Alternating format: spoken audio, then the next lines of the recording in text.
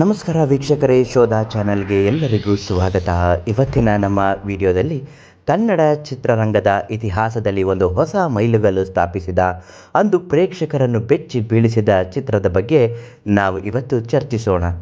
1979ರಲ್ಲಿ ತೆರೆ ಕಂಡ ನಾ ನಿನ್ನ ಬಿಡಲಾರೆ ಕೇವಲ ದೆವ್ವದ ಕಥೆಯಲ್ಲ, ಭಾವನಾತ್ಮಕ ಮತ್ತು ಆಧ್ಯಾತ್ಮಿಕ ಸಂಘರ್ಷದ ಮೂಲಕ ಈ ಸಿನಿಮಾ ಇಂದಿಗೂ ಸಿನಿ ಕಲಾವಿದರ ನೆಚ್ಚಿನ ಚಿತ್ರವಾಗಿಯೇ ಉಳಿದಿದೆ. ನಾನಿನ್ನ ಬಿಡಲಾರೆ ಚಲನಚಿತ್ರದ ಬಗ್ಗೆ ಇನ್ನಷ್ಟು ಮಾಹಿತಿ ತಿಳಿದುಕೊಳ್ಳುವ ಮೊದಲು ನೀವಿನ್ನೂ ನಮ್ಮ ಶೋಧ ಚಾನಲನ್ನು ಸಬ್ಸ್ಕ್ರೈಬ್ ಮಾಡಿಲ್ಲ ಅಂದರೆ ಮೊದಲು ಸಬ್ಸ್ಕ್ರೈಬ್ ಮಾಡಿ, ಪಕ್ಕದಲ್ಲಿ ಇರುವ ಬೆಲ್ಲೈಕನ್ ಟಚ್ ಮಾಡಿ. ನಾವು ಪ್ರತಿನಿತ್ಯ ಶೋಧಿಸಿ ಕೊಡುವಂತಹ ವಿಷಯಗಳು ನಿಮಗೆ ತಲುಪುತ್ತೆ.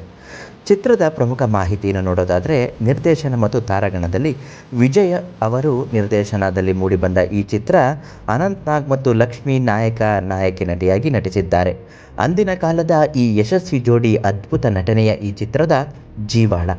ಕಥೆಯ ಸಾರಾಂಶಕ್ಕೆ ಬರೋಣ. ಮದುವೆಯಾಗಿ ಹೊಸ ಬದುಕನ್ನು ಆರಂಭಿಸಬೇಕಿದ್ದ ದಂಪತಿಗಳ ನಡುವೆ ಪ್ರೇತಾತ್ಮವೊಂದು ಬಂದು ಹೇಗೆ ಸಂಕಷ್ಟ ತಂದುಕೊಡುತ್ತದೆ ಎಂಬುದು ಕತೆ. ಕಾಮಿನಿ ಎಂಬ ಆಕೆಯ ಆತ್ಮ ಕೃಷ್ಣನನ್ನು ಕಾಡುವ ರೀತಿ ಮತ್ತು ಅದರಿಂದ ಅವನನ್ನು ಕಾಪಾಡಲು ಅವನ ಪತ್ನಿ ಲಕ್ಷ್ಮಿ ಮಾಡುವ ಸಾಹಸ ನಿಜಕ್ಕೂ ರೋಮಾಂಚನಕಾರಿ. ಅನಂತ್ ನಾಗ್ ಅವರ ನಟನೆಯಲ್ಲಿ ನೋಡೋದಾದರೆ, ಅನಂತ್ ನಾಗ್ ಅವರು ಪ್ರೇತಾತ್ಮದಿಂದ ಪೀಡಿತನಾದ ವ್ಯಕ್ತಿಯ ಪಾತ್ರದಲ್ಲಿ ನೀಡಿದ ಪರಕಾಯ ಪ್ರವೇಶದಂತಹ ನಟನೆ ಇಂದಿಗೂ ಶ್ಲಾಘನೀಯ. ಅವರ ಹಾವಭಾವ ಮತ್ತು ಗಾಬರಿ ಪಡುವ ದೃಶ್ಯಗಳು ಪ್ರೇಕ್ಷಕರಿಗೆ ನಡುಕ ಹುಟ್ಟಿಸುತ್ತದೆ. ತುಂಬನೇ ಭಯಾನಕ ಹುಟ್ಟಿಸುವ ಒಂದು ಸನ್ನಿವೇಶ ಅಂದರೆ, ಆಸ್ಪತ್ರೆಯಿಂದ ಹೇಳದೆ ಕೇಳದೆ ಇದ್ದಕ್ಕಿದ್ದ ಹಾಗೆ ಹಿಂತಿರುಗಿ ನೋಡದೆ ಅನಂತ್ ನಾಗ್ ಅವರು ಮುಂದೆ ಹೋಗುತ್ತಿದ್ದಾಗ ಹಿಂದೆ ಲಕ್ಷ್ಮಿ ಕೃಷ್ಣ ಎಂದು ಓಡುತ್ತಿರುತ್ತಾರೆ.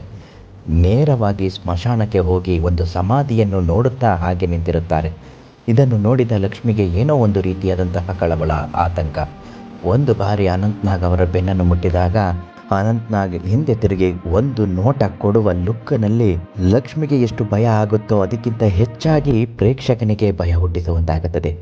ಆ ನೀಲಿ ಕಣ್ಣುಗಳು, ತಲೆ ಕೆದರಿದ ಕೂದಲುಗಳು, ಹಾಲು ಬಿಳುಪಿನ ಆ ಮುಖ ಎಂಥವರಿಗಾದರೂ ನೋಡಿದ ತಕ್ಷಣ ಎದೆ ಜಲ್ಲನೆಸದೇ ಇರಲಾರದು.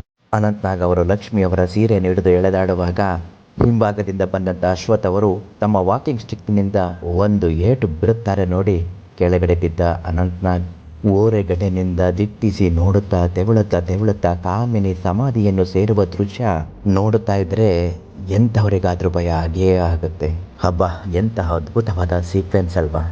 ಇವತ್ತು ಎಷ್ಟೇ ಟೆಕ್ನಾಲಜಿ ಬೆಳೆದಿದ್ರೇನೋ, ಎಷ್ಟೇ ಗ್ರಾಫಿಕ್ಸ್ ಇದ್ರೇನೋ, ಈ ಸಿನಿಮಾದ ದೃಶ್ಯನ ಬೀಟ್ ಮಾಡೋದಕ್ಕೆ ಯಾವ ಸಿನಿಮಾ ಕೈಲೂ ಆಗಲಿಲ್ಲ ಅಂತಲೇ ಹೇಳಬಹುದು. ಈ ಸೀನ್ ಇಷ್ಟೊಂದು ಅದ್ಭುತವಾಗಿ ಬರೋದಕ್ಕೆ ಕಾರಣ ಅನಂತ್ ನಾಗ್ ಅವರು ಪರಕಾಯ ಪ್ರವೇಶ ಮಾಡಿ ಪಾತ್ರಕ್ಕೆ ಜೀವ ತುಂಬಿ ಅಭಿನಯಿಸಿದರು. ಅಷ್ಟು ಚೆನ್ನಾಗಿ ಪಾತ್ರವನ್ನು ಅರ್ಥ ಮಾಡಿಕೊಂಡಿದ್ದರು.